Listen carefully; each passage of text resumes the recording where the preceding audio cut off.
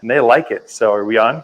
Hey, all right. So welcome to today's class. My name is Ken Lane. You're here at Waters Garden Center. Thank you for joining us. Also, thank you folks online. I know we're streaming live. We know you're there. So today's garden class is on how to plant. How do you properly plant to get things to grow here in the mountains of Arizona? It's a tricky thing. So our soils are really tough. I don't know how many have tried to dig a hole and was befuddled by like, oh my gosh, what did I get into? It's nuts. I don't care where you're at. So this is the same technique throughout the central highlands.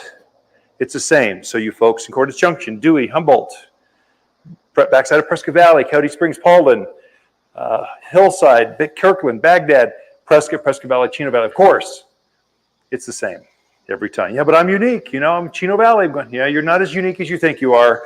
The soil's the same. It's crummy, gross, disgusting, hard. This is the only place where you've heard the word caliche, especially going out that 69 corridor. It's this layer of concrete-based cement. It's a calcium layer that just, it's chalky looking, has a gray kind of tone to it. And you'll know you hit it because you need a digging bar or a jackhammer to get through it. And you have to get through it, or the plant won't thrive. You're going to dig a bathtub, basically. The water, you'll water, and water will just pool and fill up, and eventually it'll just drown the plant. So I'm going to share you some techniques on how to deal with all that stuff. So, and then because all of that, how to plant, only takes about 20 minutes to teach. You'll have the notes. I'll have a handout to you here shortly. I've got how to plant, all the stuff we're doing, all the size of the hole, how to stake, how much of each things we're going to mention. It's all right there on a handout, one page. How to water. I'll have a separate handout on just how to water, so we'll cover that, touch on that somewhat. The pressure's kind of off right now on watering because the monsoons we've had a good monsoon rain. The season's been good, and we're not done yet. So it goes through really middle to the end of September. There's a wet, this wet starts in July, ends at September. It's a sliding scale. We never know quite when it's going to start. We don't know when it's going to end. We just know it'll be humid. The nights will be cool. I can feel the humidity this morning. You feel kind of if I glossin online, glisten, what is made up word? You have Susine on you. So that's kind of what's going on. It's kind of humid here. I'd rather be behind the screen and with the air conditioning's going, but it's a good time to plant. Oh my gosh. Your plants love. This is almost a peak window. When the monsoon rains start, it's almost a second planting season. So the most famous is spring. Everyone's in, the whole community. You've been pent up inside too long. You've got cabin fever, and I just want to plant something. But it's actually one of the most difficult times to plant because you get these temperature swings, huge. It'll be 78 degrees in the afternoon, and then 28. These huge temperature swings. That messes with plants, especially as they're just coming out with that tender new growth. Then also spring there's a prevailing southwest wind that happens. It's something that happens day and night. It's unique to the southwest, but it just starts blowing and it doesn't stop, nonstop until the monsoons come. It just keeps blowing on us. So from usually May through June, it's a prevailing southwest wind. You put that with new, tender leaf growth, it's starting to bloom. You got some fruits on.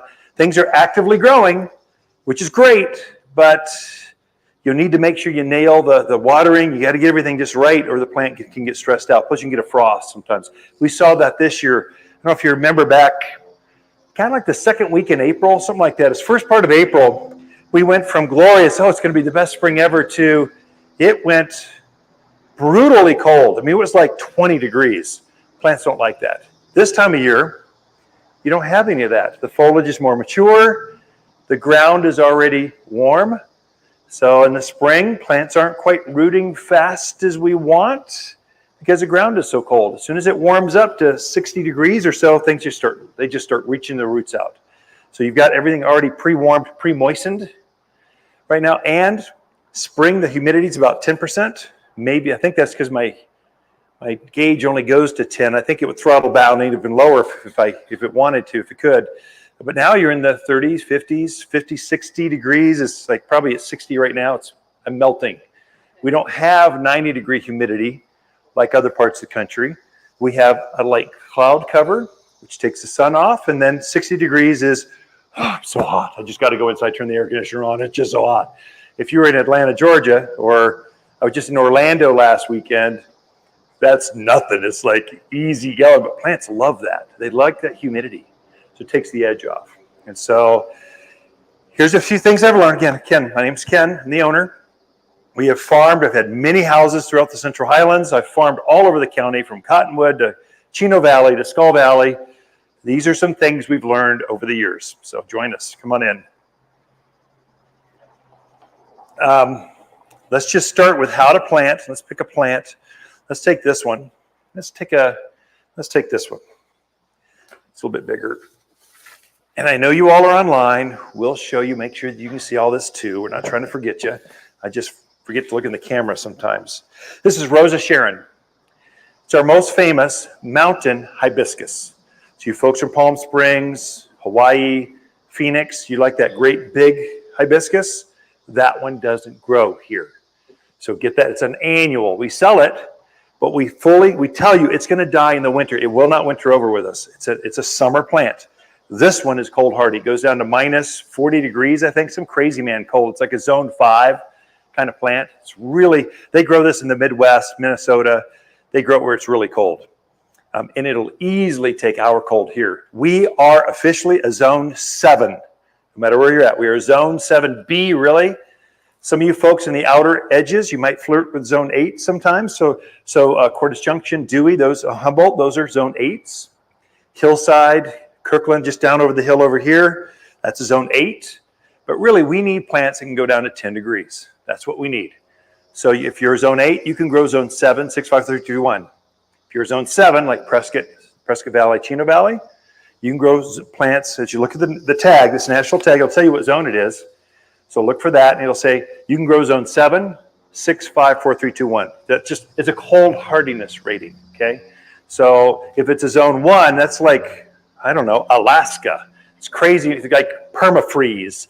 It'll take that even, it's so tough. So, but for us, your agaves and cactus, those are going to be zone 7s pretty much.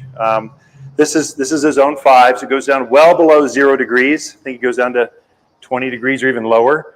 But it is deciduous. That is, it will lose its foliage in the winter.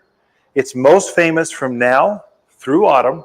It loads up with these hibiscus flowers. So the flowers aren't quite as large, but classic hibiscus shape. They're just smaller. It makes up for it in just sheer number. I've literally had one of these flowers so much, it fell over. It just, so I had to stake it back upright. It said, you could not see the foliage. It was all flowers. It was amazing. So it can do that in your yard too. So this gets up to about head high. I don't know, something like lilac size. It gets that big. So it's a bigger shrub. So don't put it right next to the house unless you want to do some maintenance on it. It's really great along the fence line, back there in between the property lines. That's where you want to plant this, okay? So this is I would consider it not drought hardy, but super deep rooted. It's easy to grow. Lilacs, very easy to grow. That is drought hardy. Forsythia, Chaste Tree, desert willows. I'll show you some of these. These are really tough plants because their roots go so deep. We'll show you how to water that in a minute. But they are, if they're that tough as far as watering goes, that means they're sensitive to soils that are too soggy. If you get the plants have to have oxygen at the root level. If you fill up all those air pockets with water molecules, the plant will die, unless you're growing like cattails or something. But every plant's going to die if you put it in water. So they need to breathe. And so when we get into watering mistakes, I'll go over why so many plants die here. It's because you're watering them wrong. We'll go over that later. But how to ensure that. And when do they die? This is when they go, March and now is when they go south. It's because you're on that same water pattern you've had in June. It's been hot and dry. Oh my gosh, I don't know if I can water enough. It's just so hot. It's 95 degrees and it's 10% humidity and the plant's wilting. What do I do? Water more.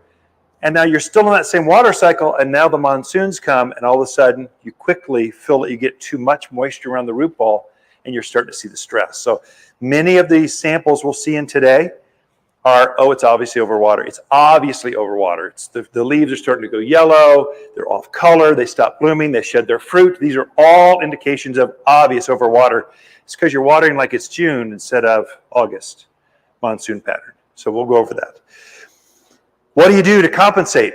This is really important for you folks out that Prescott Valley, the ranch, Yavapai Hills, Prescott Valley, all the way out to that 69, 169, all the way out there. You've got caliche layers. I would even say copper basin.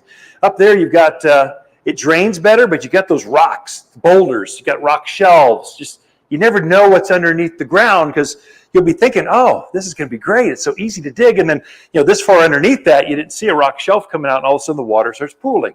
So it tricks you. The obvious one is when you hit caliche, this clay, heavy condensed compact clay. It'll be kind of chalky or a different color. You'll see it when you drive down the highway. They've made a cut in the banks. You'll see this light colored stripe going through the soil. That's caliche. That's also in your yard, some of your yards. You don't want it in your yard, but you don't get to pick sometimes. You just got to deal with it. So what do? Roots do not go through that stuff. In fact, even the most mature evergreens, hey Liz, hey, you should show off the new puppy. This is like garden bait for gardeners online. Bring her online. Come up front. This is my wife, Lisa. On Thursday, we got a new 9-week-old Scotty. So show the folks online too. So this is Tilly. We decided the middle name. All of our cars have middle names. Everything we own has middle name. This is Tilly Sky Lane. Tilly Sky. And you're 9 weeks old and a fire pit. I mean, just kind of fireball. Here, let me see. Come here, kiddo. What you doing? Say hi to everyone online. This is too easy. Like and subscribe. Yeah, so Tilly, oh my gosh. Have you let her walk around and talk to folks? No, it's too distracting. We've only had her 2 days. She doesn't even know the pecking order yet. So we got a little schnauzer who's like 3 years old. She's the queen. Don't mess. This is my food bowl, my toys, mine. Just sit down, little one. This pecking order, I'm queen. You're not sure yet. Let me assure you, you're going to be, I'm queen. So it's fun to watch. Okay, back to this. Sorry about that. Caliche. So roots go sideways, even on very mature, very large natives. You look at a big 30-foot juniper. These are the toughest of the tough. The roots are only down about 3 feet, and then they go out sideways, hundreds of feet. Big old ponderosa, 100-foot tall. Roots go down about 3 feet, and they spread out hundreds of feet. You see a 100-foot sycamore, cottonwood. These are giants. Roots go down about 3 feet, and they spread out like this. The reason is, and that's unique to here, there is no that taproot. That's a myth. That does not happen here. The reason is it can't get through the caliche and all that junk you got in your soil. And it knows it's going to take advantage of the rains. So when it does rain, it's trying to pick up as much of that surface water as it can because it'll be dry. It'll have 2 months. It's got to store up enough to go 2 months without water. And so these plants, they know that's how our irrigation, our native water cycles are. So they're trying to compensate for that. If you know that's how they're going to grow, just force it to grow that way. Stop trying to go. Some of you contractors, it's hard for you guys, gals, whoever's a contractor. You've had heavy equipment. I mean, literally, I've seen men in a hole that's down to their chest. I mean, what are you doing in there? Get out of there. The plants hate that. What are you doing? It's not helping them. It's hindering them. Because as that soil settles, now all of a sudden it's in a slight divot. Now all of a sudden you're going to get rainwater coming in. It's going to fill that up, and it's going to drown the plant. Exactly right. So that's more of a desert thing. That's the curse that we have with Phoenix being so close, and all those gardeners down there broadcasting up here. They're going, oh, you need to rain harvest. You need to make sure you put everything in a slight divot so it collects all the rain and it'll take the edge off. Don't do that up here. You just death sentence is what you gave it. The reason you can do it down there is they don't see much rain. It's 100 degrees at midnight, so things still keep drying off. So here it's cool. It's pleasant. Things don't dry out in the evening. So you get all kinds of issues that happen with mildews, leaf spots, your tomatoes will wilt and curl, and you'll get spotting on the foliage. All these bacterial things will happen because it stayed too wet too long. You need it to dry out in the evening. You need to dry it in between water cycles. The way you do that is you just want the whole, can they see that on the camera? If I squat down, or I can lift it up, this will be easier. Yeah, just making my producer. This is my daughter, Mackenzie. So there you go. There's a family affair here. There you go. Got it. And I'll say, how about now? So the hole is only going to be as deep as the root ball. You do not have to go deeper than that. You're going wide. So put a bucket on either side and go saucer all the way around. So this would be like a 3-foot hole by, what is that, 1 foot maybe deep, and it's kind of saucer shaped. That's the size of the hole. Way easier to dig a wide hole than a deep hole. Okay. Now, if you happen to hit a boulder, that's got to come out of there. Some of you aren't going to be left with any dirt by the time you get done. So you got to get that thing out of there. Anything bigger than a golf ball has got to go. Because in the summer, those bigger particles, they can't hold enough water molecules, and the plant will actually roast. It'll bake on you. So screen things down. Below, some of you are going to find debris the contractor buried in the backyard. Depends on who. So sometimes they'll dig a hole and bury it so that it saves on dump fees.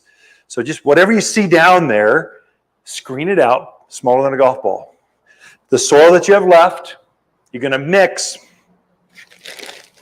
25% water's mulch to 75% native soil. It's got to get used to that native soil. We just want to keep it from compacting right back down to that clay, whatever that you dug out of there. The second you water it one time, it goes right back to that state. We're trying to keep that soil so the roots can get through it. We're also trying to add some organics back into that soil, because some of you literally are gardening in dead dirt. So, do you put the mulch just on the bottom, or do you No. mix it with? Hold on. I'm getting there. Hold on. Okay, sorry. I tend to story tell too much. I forget where I came back. But I won't forget this one. We got it. So about 25%. If you hit a boulder or something, you can go up to 50-50. Okay, up to about half. Once you get above that, this stays too gooey. It holds too much moisture, and it's not good. We need to add some topsoil or something else to kind of fill in that big old boulder. You need some filler. That's what topsoil's for. So this is native earth, 25 or about 1 shovel mulch to 3 shovels worth of dirt. Blend that all together. Don't layer it like we were mentioning. Don't put some mulch in the bottom, then put some native soil, then some mulch. Plants do not like different soils. They like consistency. As soon as they see a different kind of layer or different kind of soil, they kind of go, whoa, I don't know about this. Even if it's beautiful garden soil, kind of, well, I'm not sure it's different. I'm going to hang out until I figure it all out. They want the sameness as best you can, okay? So that'll help you. Once you blend all this together, that's the mixture you're going to backfill around. Oh, also I should mention for you Midwest folks, you define mulch as bark chips. That's not what we're talking about. Compost. Compost, a dark chocolatey looking, we screen ours down to 1/4 inch minus. It's fine particles, and it's just made to add to our native soil so that the roots can get through it better. If you add more organics, you're going to get more worms coming in. You're going to get mycorrhizal colonies, all those beneficial things that happen in the soil for plants. All that is activated by organics, mulch, okay? So 25 to 50% mulch to native soil. Backfill around the root ball. Just backfill it, and then stomp on it, okay? The next question is going to be, what about the roots? So, oh my gosh, this is perfect. This is actually a bad example. This is what you really want to see, and you'll only find it at Waters Garden Center. So it's like the perfect root. Sometimes they twirl around and they become root bound. Let me see if I can find one that's maybe like that. Grasses are sometimes like that. Let's just pull a grass. They've got a real fibrous. There you go. So that's, if you get an old, for your trees and your bigger things, you really don't want to see this. For grasses, it's almost, you're going to see it. But here, if you see roots going this way, that's called, it's being root bound. And once plants start running like that, they don't stop. They're trained. The DNA goes, oh, always grow in circles. The one thing they'll tell you to do is score the root ball. So I would take my pruners. I didn't bring my pruners. I'd take my knife, didn't bring my knife. I would take my fingers, I would just slightly massage these so that the roots can come out. Sometimes on the bottom, like with perennials, vegetables, like lettuce, spinach, they'll get this matted bottom. I'll try to take that and I'll try to open it up some so that the water can come up into the roots. Massage it. Now, some folks tell you to beat it up till no soil's left. Don't do that. This is my baby. I've been raising this for like the last 3 months. I mean, I want it to be happy, not beat up, and it's going to go into shock. We don't need it to freak out and go into death. Shock is okay, but just massage it a little bit. If you break a few roots, that's okay, because when you break a root, what will happen is two roots will come out of that scoring, or that root pruning is what they call it. It'll come out of that, so you get more fibrous root mass. Same goes for shrubs, trees, everything's sort of the same. If you buy it like we mentioned this one's almost perfect. I almost put it right in the ground just like this. You can just starting to see root hairs coming out. It's actively growing. They're all really fine root hairs. This is perfect. This is exactly what you want to see. There I wouldn't do very much. You just put it right in the ground and go. So don't feel like you got to beat it up until the soil comes off. You don't need to do that. Okay.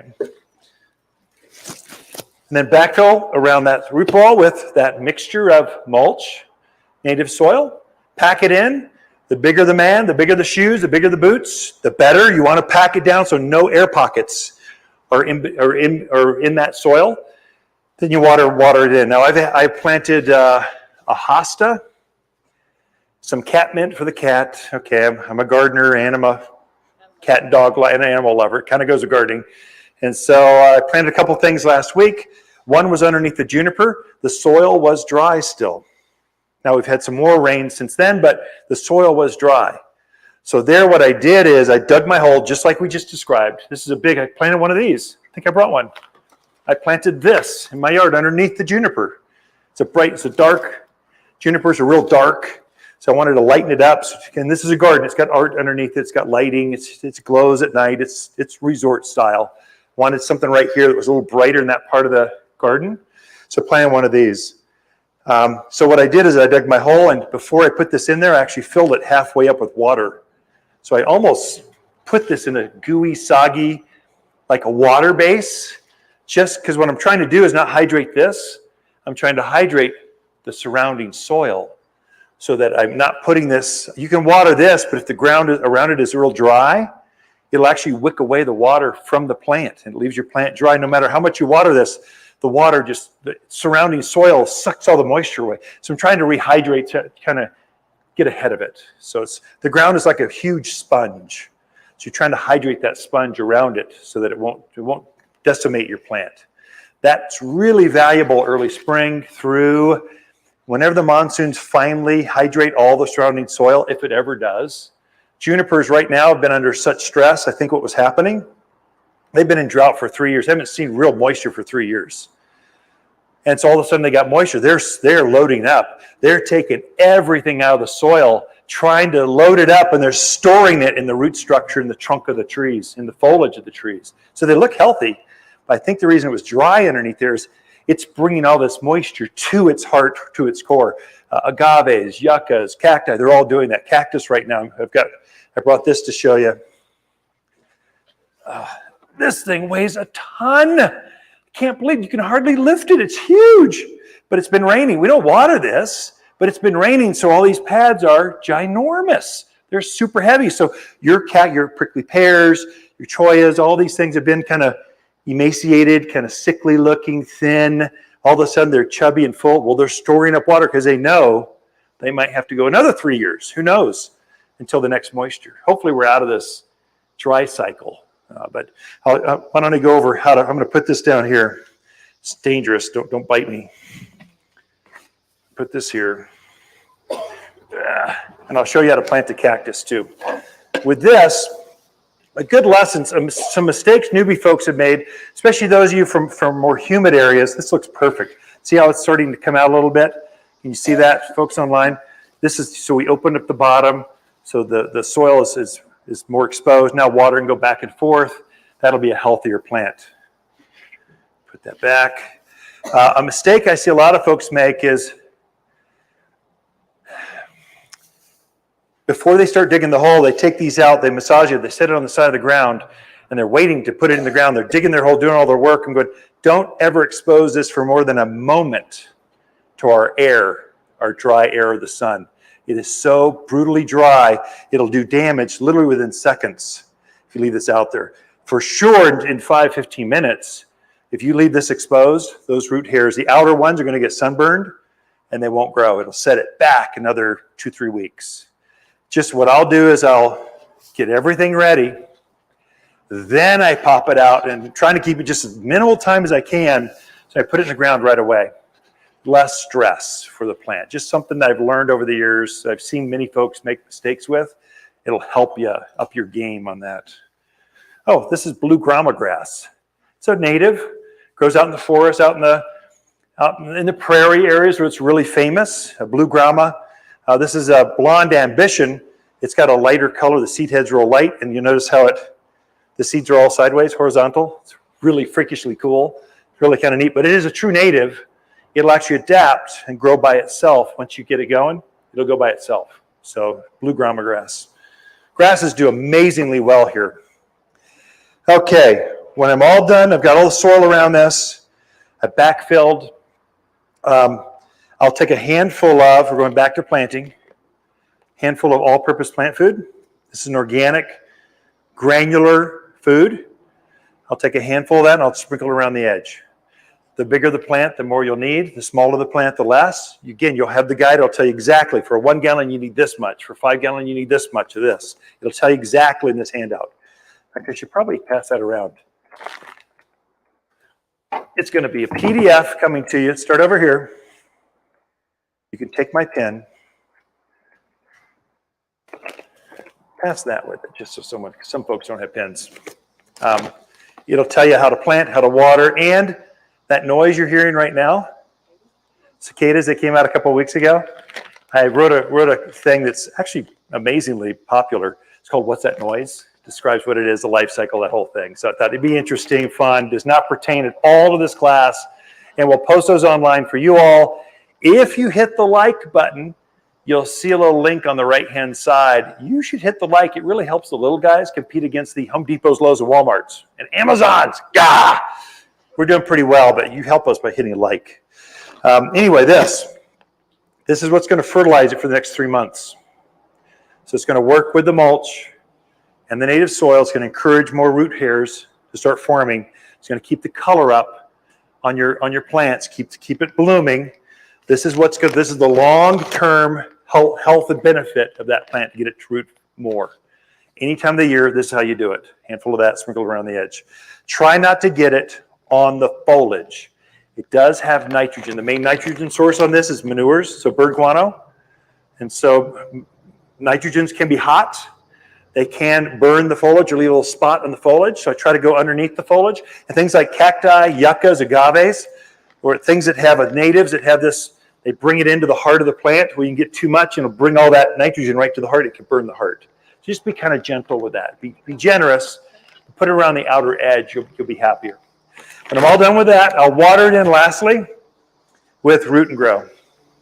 This is for transplant shock. This is a major, this plant, let's pick one. Marigold, this is the autumn marigold. It's our first crop of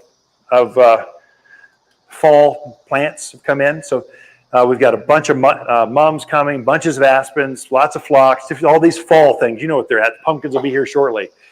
So this is the first of the crops. It just, when you pull this thing out, it is going to freak out. Come on, look at that. There we go. I'm going to take those roots out. That's what I was talking about before. See how sometimes it mats up at the bottom? So there, this is perfect up here, but I would just slightly massage these and then I would open up this bottom like this. And that's probably about as much as I would do. So I'm breaking a few roots, that's good. But I'm trying to open up the bottom, put that in. It goes into transplant shock when you do that. This is shocking. It's not just like pruning off fingers or something. It's going to freak out. So this stuff, the Root and Grow, tends to, where'd it go? Root and Grow is a liquid. I'll mix this up before I even get started, put it in my watering cans. I'll just water everything in with Root and Grow when it's all done. just so it doesn't, just so it's kinder. This is a compost tea that we brew. You just take it looks like fish meal, but without all the stink and gross fish guts. It's just plant-based stuff. So, but it looks like that. It's like a dark chocolatey, syrupy look. 3 tablespoons in a gallon of water. I'll water it in. Do this every 2 weeks until you see the plant stabilize. Once you know, oh, it's going. Oh, look, it's happy. Oh, it's taking. I am such a gardener. I'm so good. Doesn't need this anymore. Then the fertilizer is now doing its work.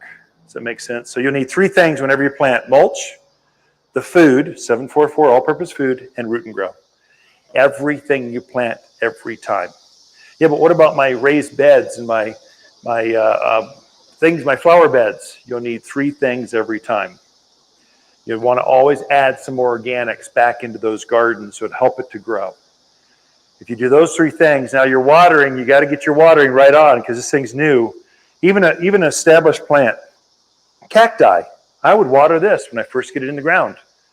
Then I'd be real sparingly, I'd be careful with that. But again, I'm trying to not just water this, I'm trying to water the surrounding soil so it's not dry and crusty. So when those roots go out, it's going, oh look, this is a favorable place. It's starting to grow. Oh, I should grow roots here. And so I'm trying to hydrate the surrounding soil and the plant itself. With this, I'd probably water it once really, really well. And then I probably wouldn't water it again for a month. Maybe it's every 3 weeks, 4 weeks, something like that. It depends on the season. Right now, probably not at all. It could go by itself. If it's truly a native, I'll cut back some. That's why you're planting these things. This is a hedgehog plant or clear cup cacti. Again, it's zone 6, I think, goes down to 0 degrees. Very tough. You'll see these growing up in the rock crags, just kind of out there when you're hiking the dells or something. That's these guys. Okay, it only gets, this is really mature, then it spreads and does this. Okay, how do you plant this? Usually I'll prep the soil the same way. And then I try not to touch this because it'll hurt you. And so I usually lay it down. And then I take my pruners and cut off the bucket. Or I'll take a razor blade, something box cutter. This will come off really easily. And then usually I'll pick it up by the roots and lay it in the ground. Things like prickly pears. This is a Mediterranean mound. It's a new one we're trying to introduce. This is a classic zone 8. I've got one that is in a pot. It's been in there for like 5 years. It's this big around. It's magnificent. I think it's going to break the pot. But it's so pretty. I just can't, I don't know how to get it out of there. But it's got some cacti, some pokey pieces. But here, if you could take newspaper or something or a towel, put it around, and now you can pick it up and easily without getting yourself all scarred up. So there's tricks like that. Newspaper is what they generally will use to pick up cacti with some leather gloves and then set it in the ground. If it's a big one, I'll just cut off the bucket, set the root down in the ground and plant it that way. Okay. Now let's talk about caliche. We've got to cover that because you are going to run into some of that. Come here, little man. Get back up on here. I can't believe how much you weigh. Put you on the ground here. So caliche, if you happen to run into a caliche, or if you're not sure if that plant, that soil is perking, is it draining? So if you folks that have septic fields, you know, you had to do a test perk first. You had to dig a test hole first. They filled it with water to see how fast the water would go through, to see if when you flush the toilet, is the water going to go out? So some of you have alternate systems. Your soil doesn't drain. You had to get creative with these very expensive above ground kind of systems. So you'll want to test that in your yard too. Even if you're on city sewer and water, you still want to test that soil. So some of those you'll dig, you go, oh, it's obviously going to work. Fine. It's a raised bed. I know I've got great soil. It's going to perk. I don't have to test that. If you're not sure though, dig your hole, fill it up with water. If at the end of the day water is still in that hole, you've got a problem. That it's not perking or not draining fast enough to have a healthy plant. Go deeper. Usually at that point, what we're doing is we'll dig a chimney in that hole. So we don't dig out the entire hole. We'll dig out a piece of it.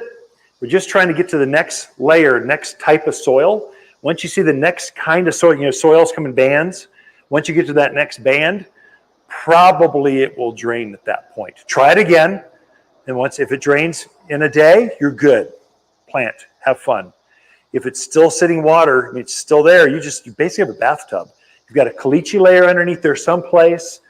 You've got a rock. Something's underneath there that's preventing the water from going through your soil. You'll need to correct for that or abandon that hole. Literally, I've had some folks, they're killing plants. They kill one. It's warranted for the first one. They kill the second one. It's not warranted for the second one.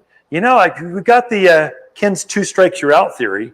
If you kill 2 things in the same hole, probably you got a problem with the hole. You probably don't want to plant there. Go off. You can go just 3 feet.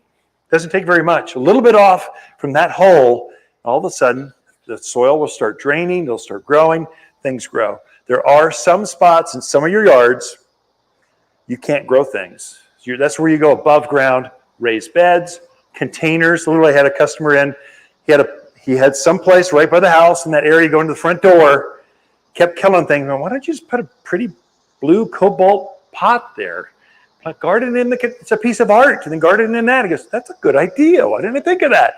We just abandoned the whole soil thing and went back to getting creative. Some of your holes will need to be that way. So if you hit caliche, that powdery chalk area, there you want to punch through that. All you got to do is fracture it. You don't have to dig it out of there unless it's within the actual root zone. But if it's just underneath, just fracture it.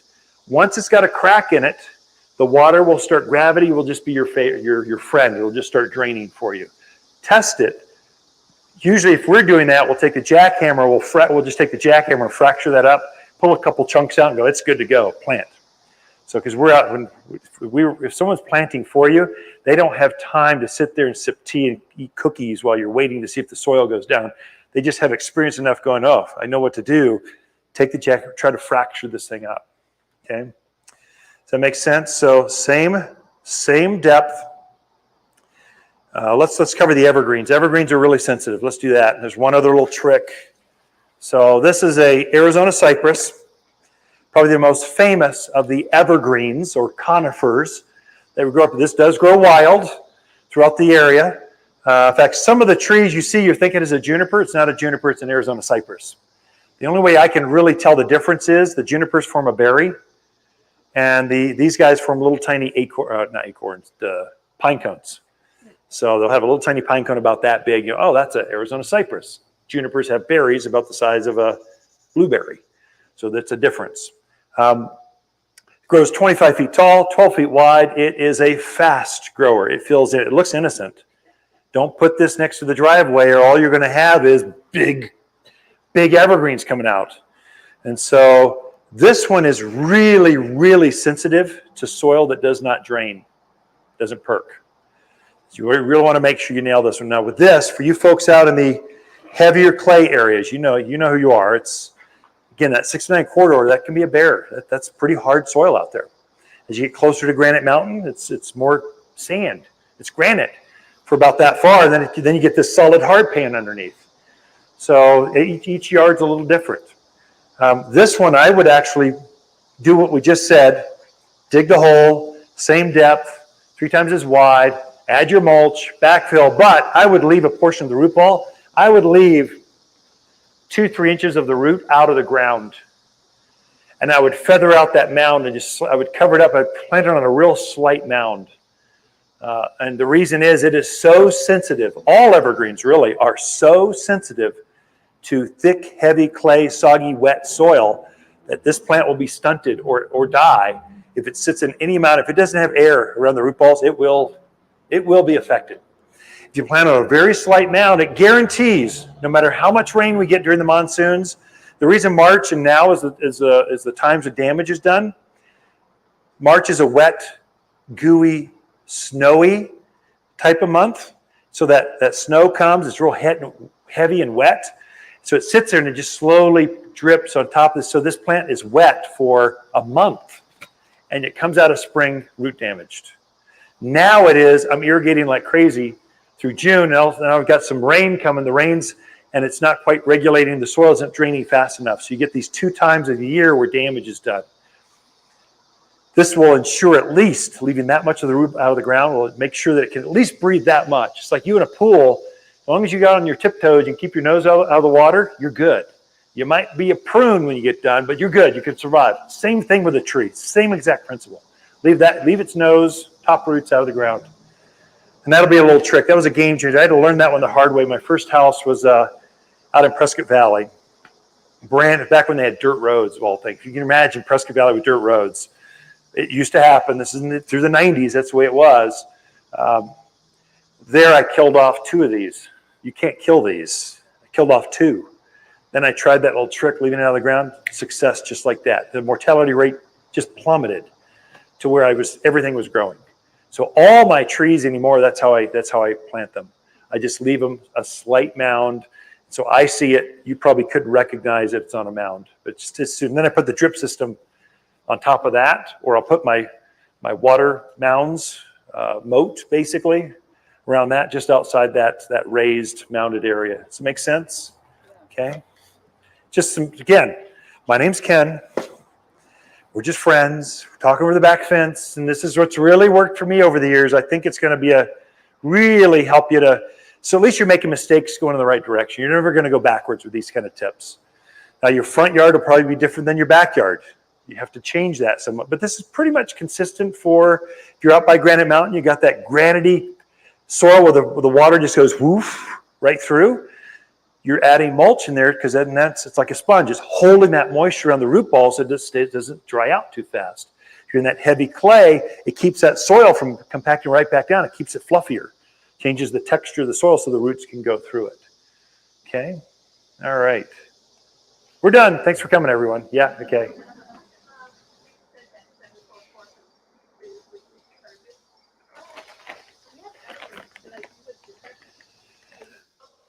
So is this when you're planting or just you're fertilizing right now? So when you're planting, so for you folks online, I know you're still there, and for over here, she said, should I use a different food for different plants, should she have evergreen, should it be different than for, let's say, a autumn blaze maple? It's the same for any kind of plant. I don't care if it's a blueberry, a blackberry, a grape, it's the same. We're trying to simplify. Have you tried to do a Google search on any garden topic lately? It's stupid. How do you sort through the minutia? Who do you listen to? It's crazy. And none of it's right for this little bubble of the Southwest. This is going to work for here. I'm telling you, it's going to really up your game. So evergreens are treated the same way. Your berries the same way. Grapes, tomatoes, everything's the same way. Tomatoes and things are a little bit different because usually you're in richer soil. You've amended this over years. Or for me, I garden in raised beds just because my soil is so rough. In fact, I've got a classic hillside like this, 2-story house, you're going down the stairs in the backyard, and you come out, you go down some more stairs, beautiful vistas. I mean, it's a view lot. Hardest gardening I've ever done because the soil is so hard and it's a north-facing slope, which doesn't, in the winter, it never dries out. It's always gooey wet. So I've killed more things figuring out how to garden back there. And finally, I just said, that's it. I just put retaining block. I've got like a dozen raised beds, huge raised beds. I grow trees and shrubs and tomatoes and whatever I'm growing. And then I've got huge patios because you can't enjoy a yard that's like this. You got to get the patios up there. So now I'm gardening in containers and raised beds typically. So it's pretty, but I've had to modify where I garden there because the soil was so rough. It just did not drain. And I'd kill things in March there because they get that snow, that winter snow comes, and the whole neighborhood's thawed except my backyard. We still got snow sitting there. And so that soil just stays gooey for a real long time. It damages the soil. The symptom of a plant that is overwatered, it'll have dry, wilty leaves that are curling. They can go yellow. They'll start to drop some leaves, especially on the inside of the plant. The tips of the plant can die off, especially on conifers, evergreens, those kind of stuff.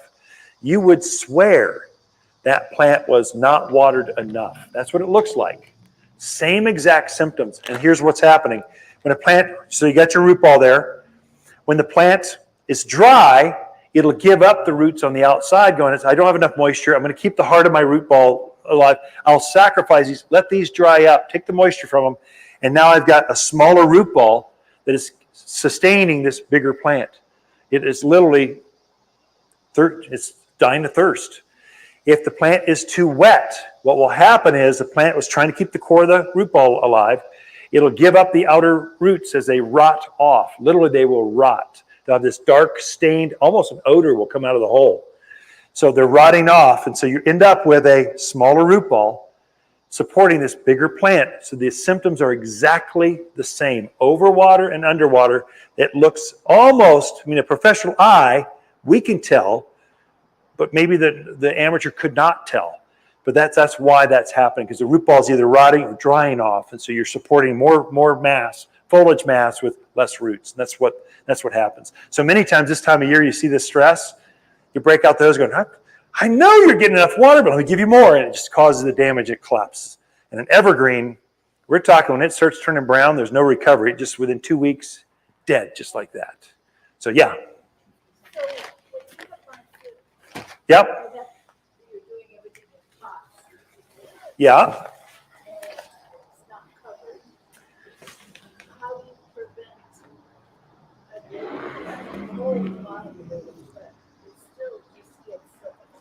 Yeah.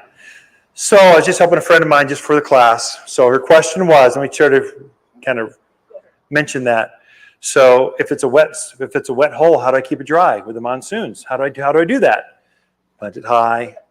Oh, and a pot is different. So pots are generally better because they got a drainage hole. If it doesn't have a drainage hole, get one. So just drill a hole in the bottom. You'll need one, unless you're doing Japanese, water gardens or something. But generally, you're going to need a hole at the bottom. What I find this time of year is my plants have been growing so happily that sometimes the roots will come out the bottom of that hole where the hole is, and the roots get so happy they start to clog up that bottom hole, and all of a sudden there's no drainage, and it starts to fill up with water. I'm going, now what's going on with this plant? It's been here for 3 years by itself. What's happened? That's what happened. I flip it over, take a screwdriver, and just kind of throw it through the hole, open it up, and all of a sudden it's happy again. So you gotta watch that. It's harder to overwater containers in raised beds. In the ground, it's very easy to overwater, so it's a little bit different. Let me cover pots. If we get enough time here, let me cover that in a second. I brought a little example. There are 2 plants that I try to plant too deep: grapes and my tomatoes. They're the only 2 plants that will actually form roots from the trunk. Everything else, you're doomed for crown rot. There's all kinds of rots that happen. So this soil that you see here on every other plant should be exposed when you're all done. Don't bury it. It should see the light of day. The top of the root ball should not be buried, except for grapes. So I brought this is what, if I were shopping for a grape, this is what I would look for. I'm looking for a trunk that's exposed some, and I would literally plant that this deep. Deeper the better. You get a better harvest, better root structure, better. I'll just do it better. Tomatoes, the same way. I don't get that bushy cute little tomato. I try to get a leggy one where I see a little bit of stem. So I get that so I can bury it a little bit deeper in the ground so I get more roots from that trunk. Every other thing, if you do that to this berry, this is a blackberry it looks like.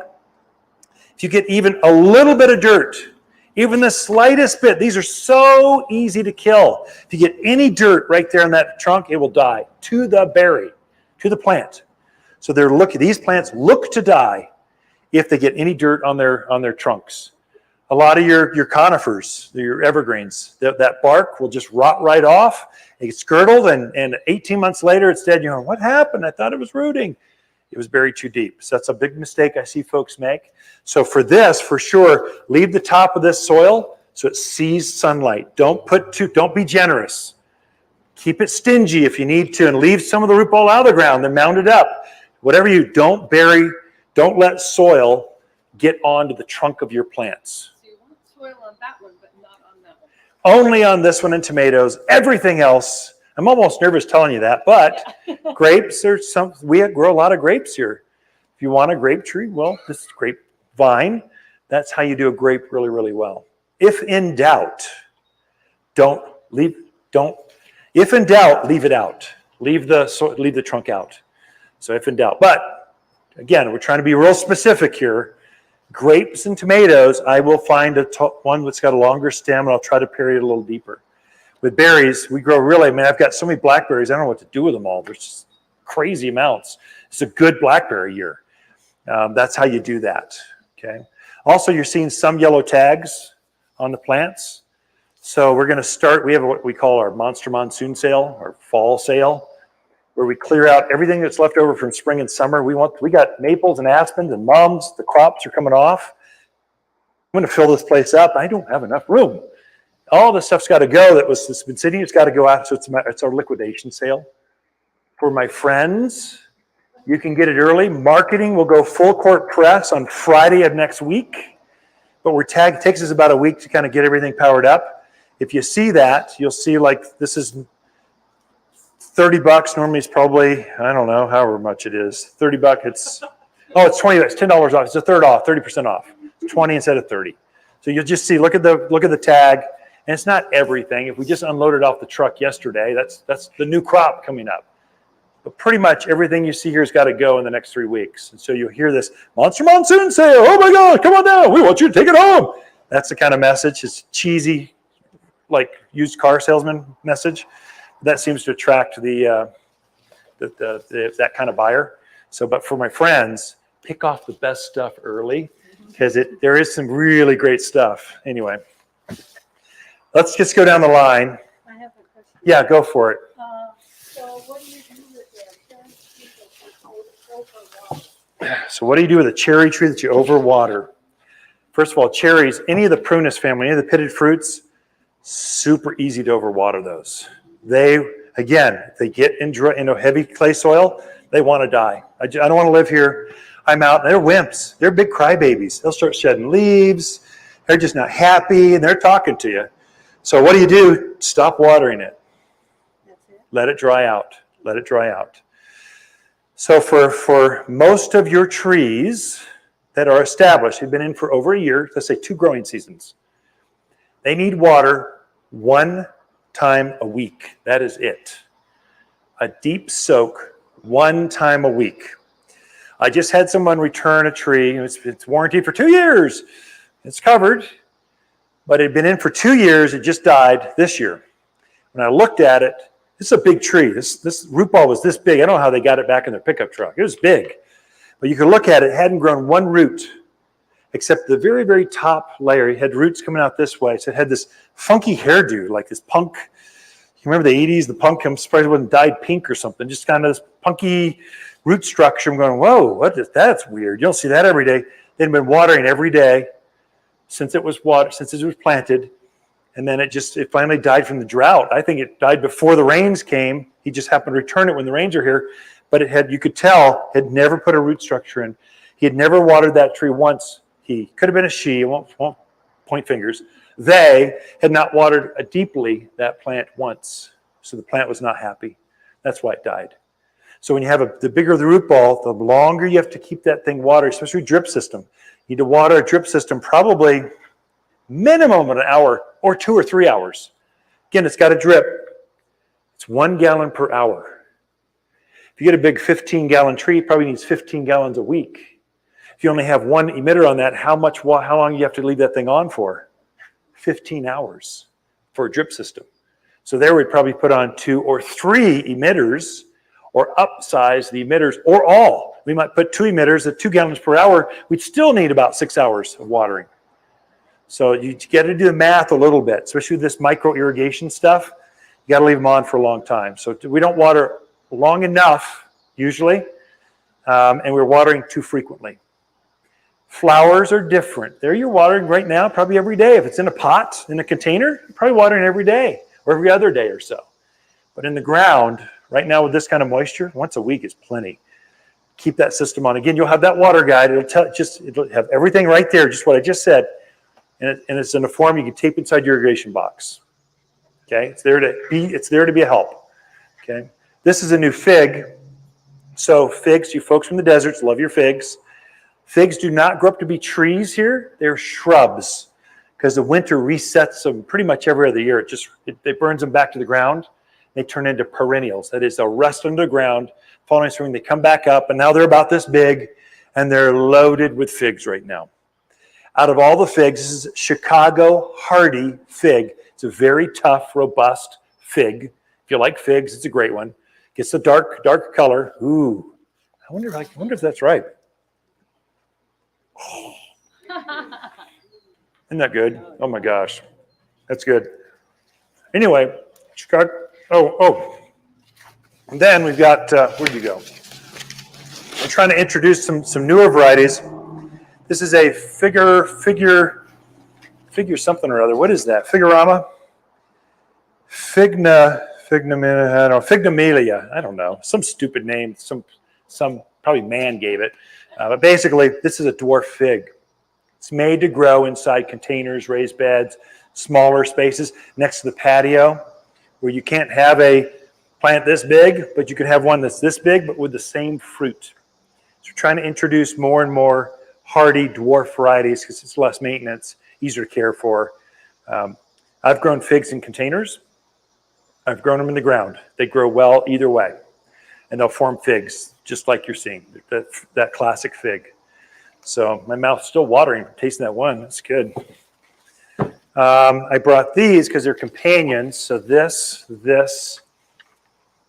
these are companion plants you've seen bloom, and this. These are all summer plants that are rock stars right now. From summer through autumn, this is your plant mix that you kind of want. If you spend your summers here and winters down in Phoenix, this is your mix. This is when it looks really good. This is Crape Myrtle. You're seeing a shrub right now all around town that's just got this fluorescent color. You're going, oh my God, what is that? Most likely it's a Crepe Myrtle. They've got the brightest, deepest colors, the brightest white. I mean, like bridal white only at night with the lights on. It's that kind of white. It's intense white, intense pinks, intense purples. That's Crepe Myrtle. It is deciduous, loses its leaves in the winter. In fact, a lot of folks will go, I think I killed it over this winter. It's spring now and it's not leafed out yet. This is one that likes the heat. It does not like anything. It likes summer. It doesn't like the spring. It's waiting till it's warm enough, and it's triggered by the soil temperature. The soil temperature warm enough, it leaves out just like that, and then it starts blooming. This is Chaste Tree. We've got a couple different varieties. You're seeing a tree, a big vase-shaped bush, up about 10 feet tall. It's that big, and it's covered in blue flowers. And typically, it's also covered in butterflies. Butterflies they just love this plant. They just think it's the best thing ever. Bumblebees, they think this is the greatest plant ever. They'll just be covered in these blue flowers summer through autumn. Then it's got an aspen-colored, kind of fall-colored leaf. And then it's deciduous. It'll lose its foliage. Very, very drought-hardy. A little trivia. I like plant trivia. They call it Chaste Tree because the priests used to mix this up in a tea form and give it to the horny guys. Hopefully keep them chastened. That's the name, Chaste Tree. It was supposed to keep you, instead of a cold shower, have some tea. That's pretty much what it was. This is one you're seeing blooming all around the highways typically. This is desert willow. You're seeing it out in Dewey, Skull Valley. It's very common. We're introducing the varieties that don't form the beans. So typical, the native one forms a bean when it's done blooming. That's the way it reproduces.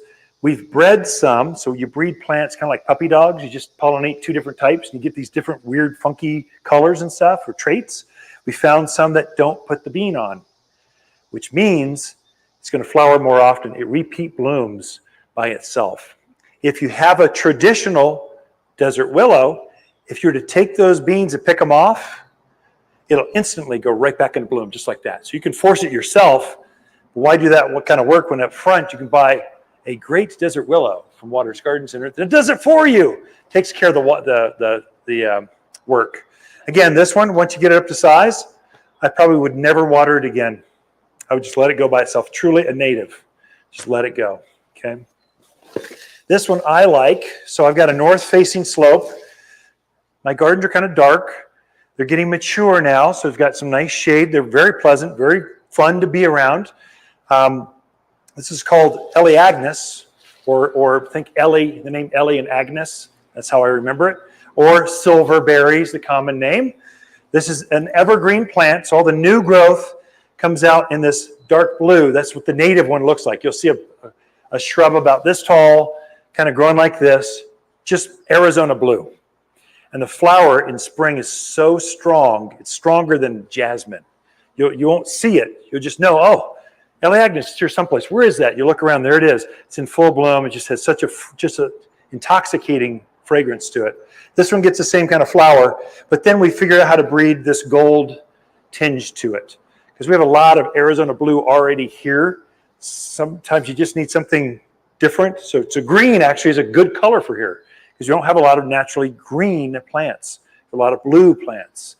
Animals don't eat this, elk, deer, javelina, whatever. They don't bother this. It's truly a native. And again, once I get this up to size, I never water it again. I'll just bend back that drip irrigation, tape it off, and then it goes on its own. It's truly, truly a native plant for here.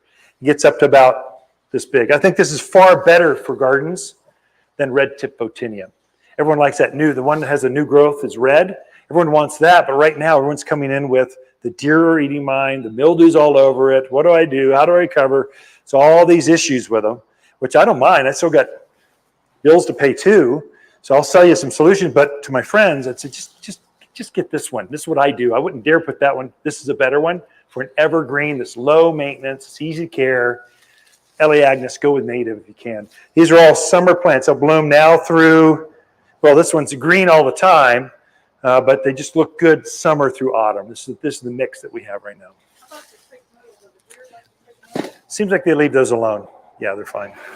Our question was, do the deer eat crepe myrtles? Seems like they leave them alone. That was the answer. You betcha.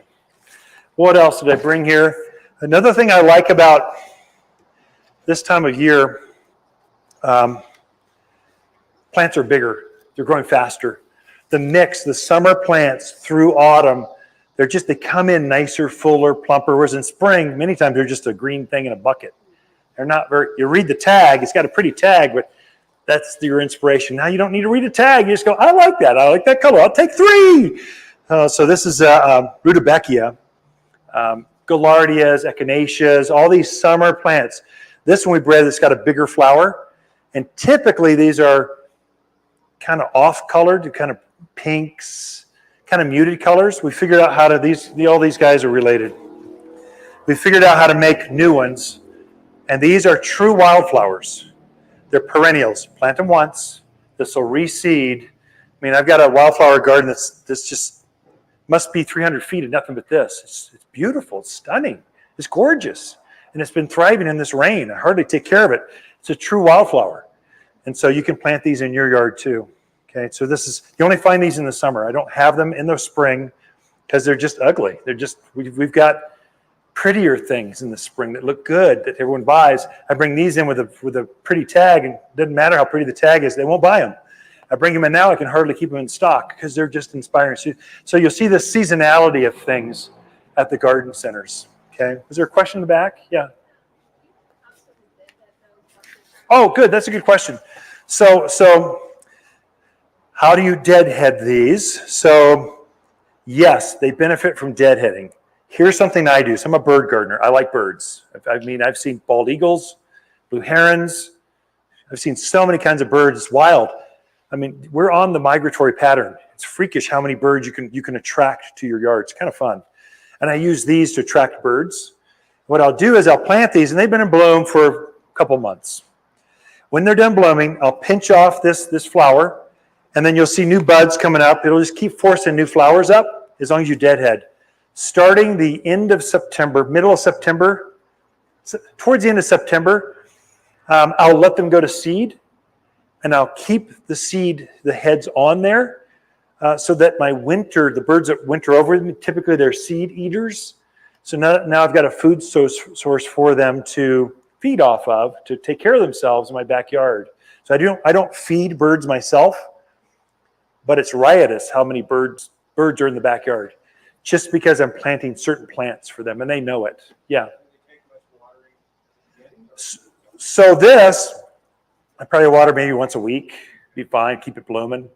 So, no, I think I'm watering mine. I forget what I have now. I'm just starting to throttle back my irrigation. I've been watering twice a week during the heat, June and first part of July.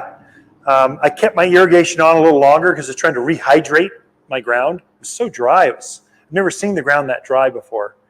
So I was trying to front load as much moisture as I can in the soil. I'm now starting to throttle that back because we've had, I think, 4 inches of rain in my backyard. Some of you have seen more. So it's just, we've seen some moisture. An inch of rain will penetrate, this is just trivia, an inch of rain will penetrate 6 inches of soil. So I've had 4 inches of rain, so we're getting down to just below a foot of moisture. Below that, bone dry.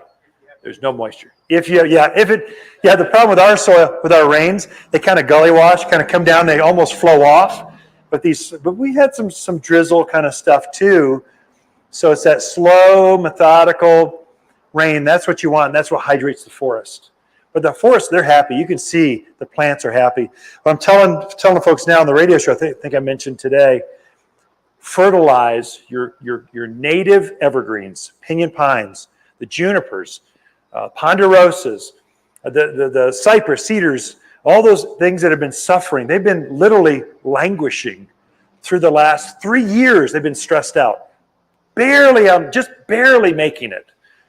Now you can see them actively growing. They are storing up that wood band that they grow each year. That is becoming chubby. And encourage that as best you can. So fertilize now. Fertilize right now those native things. That's really, really important. What you're trying to do is take advantage of the growth cycle. And if it had bark beetle, if you had flathead borers, if you had tip scales, all these things that we're eating on or going after the natives, the natives are going to recover now. And they can fight that stuff off. If you give it, with the rain and a little bit of care, I'd take this 744 all-purpose food, and I would do the entire drip line underneath my natives, do that whole area towards the outer edge. I'd focus on that. Your plants will go through the next year without any bark beetle, ips beetle, flathead borer, all those things that have been taking down the forest. They can compensate for that. So that's something that can really help you. Yeah.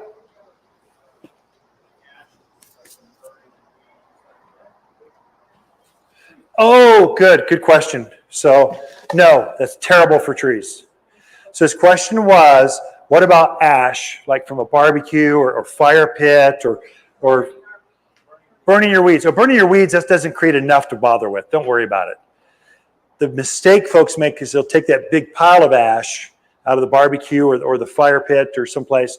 They want to put it somewhere. That should go in your dumpster, your trash can. Don't put it in your gardens. Don't put it in your trash cans while it's hot. Obviously, you'll cause a fire. Your house will burn down. But when it's cooled off and you can throw it away, throw it away.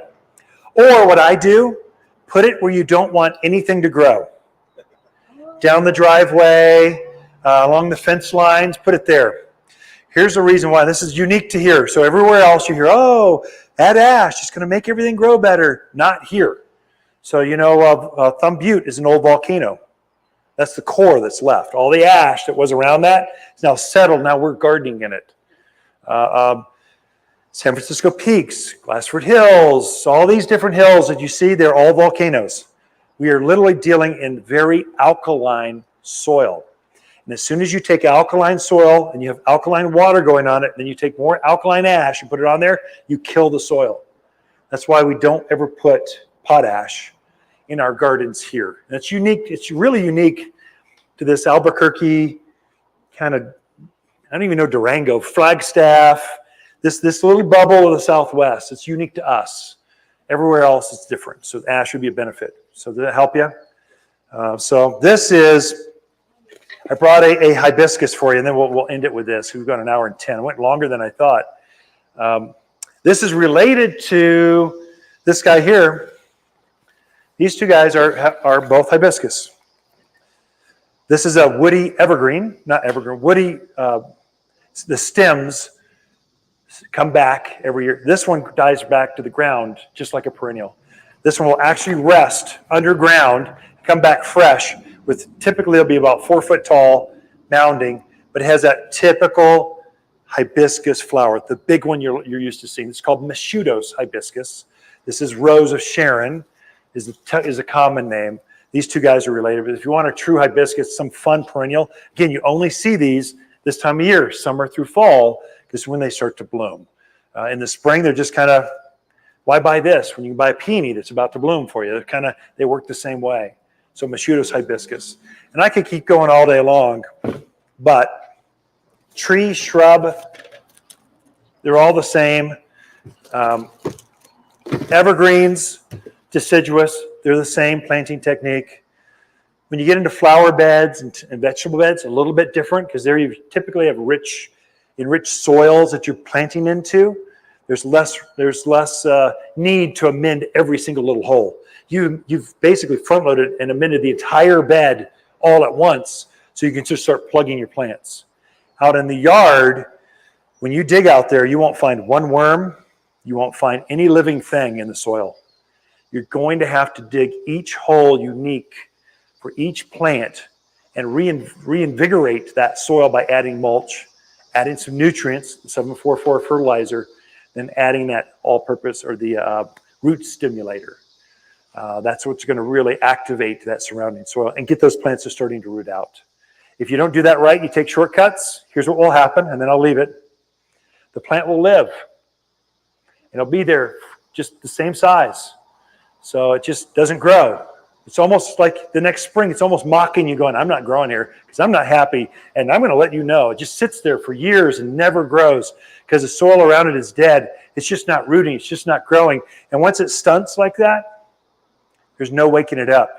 It just knows I'm stressed out. I just want to die. I just can't. You're watering me too much. You gave me a little fertilizer, but the soil around it, it's just not active. It's not growing. It was never enriched enough. So you'll have some of those plants, but that's why. If you take shortcuts, it'll live, but it just won't grow, and you'll never be happy with it. But I know where you can buy plants that will make you giddy, happy at Waters Garden Center. Remember, don't forget to like, subscribe, just make a comment. Were there any questions online from folks? Oh, good. A quiet bunch today. That's unusual. Okay, I'll let you clap and I'll let you go. I'll hang out as long as you want, answer questions. I'll just be here.